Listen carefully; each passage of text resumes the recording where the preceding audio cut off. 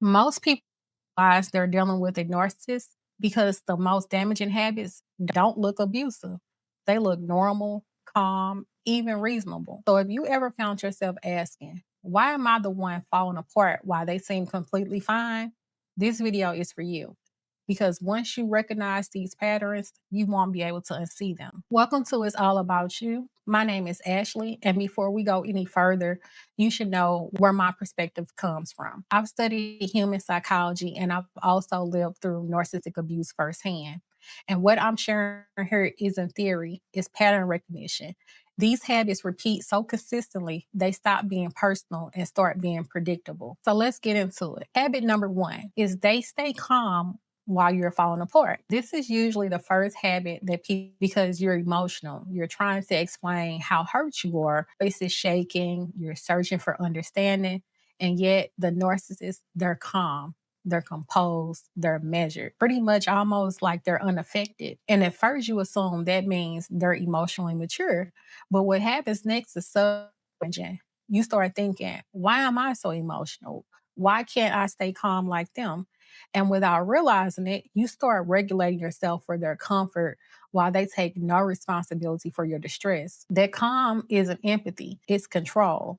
And the longer it goes on, the more you internalize the belief that you are the problem. If this is already putting words to something that you live through, make sure you like and subscribe because this is part of a series. Habit number two, they punish without looking like the bad guy. Highly narcissistic people rarely punish you openly. They do it quietly, they withdraw, they go cold, they give you the silent treatment, and then they forget important things. And if you confront them, they will act confused. I didn't do anything. You're reading too much into it. So you eventually end up backing down. Not because you were wrong, but because their punishment worked. You learned that speaking up costs you peace. That's how silence becomes a form of control. Habit number three is a narcissist will rewrite reality just enough to confuse you. This is where self doubt sets in. They don't lie outright, they twist, they omit, they reframe. You can remember a conversation clearly, but somehow they remember differently. And eventually you stop trusting your memory. You start over explaining, justifying, second guessing your own perception. This isn't miscommunication, it's erosion of self trust, and it keeps you dependent on their version of reality. So let's move on to habit number four. A narcissist will escalate when they feel you pulling away from them. And this habit actually confuses a lot of people because the moment you stop reacting, you stop explaining, stop chasing clarity, a narcissist will escalate. Suddenly there's drama, conflict, accusations, not because things got worse, but because they lost control. Narcissistic behavior thrives on emotional access. When that access disappears, the behavior will intensify. And if you didn't know this pattern, you would think pulling away caused a problem, but it didn't. It actually exposed. Habit number five, a narcissist will use timing as a weapon. Just pay attention to when things happen. Conflicts appear right before something important to you is planned. Plans will change at the last minute. Information is withheld until it inconveniences you. It keeps you reactive, rushed, and off balance.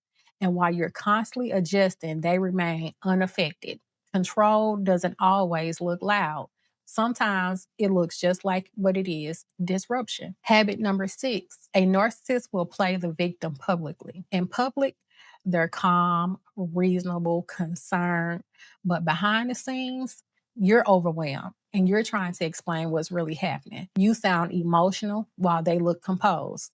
This is how the narrative flips because you become the difficult one and they become the misunderstood one. And over time, you stop telling your story at all. Habit number seven, they never take real accountability. A narcissist may apologize, but nothing will change.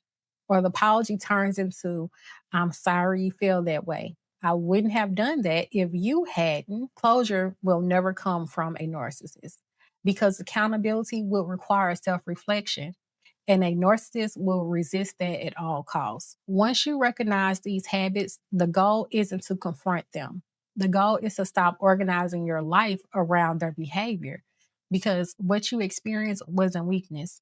It was confusion, that was engineered over time. And clarity is what breaks that spell. If this video has helped you feel less confused and more grounded, the next video goes deeper into what happens psychologically when you stop reacting and why that shift changes everything. Make sure to subscribe so you don't miss it. And remember, you're not crazy. You weren't imagining it. And now you know exactly what and who you're dealing with.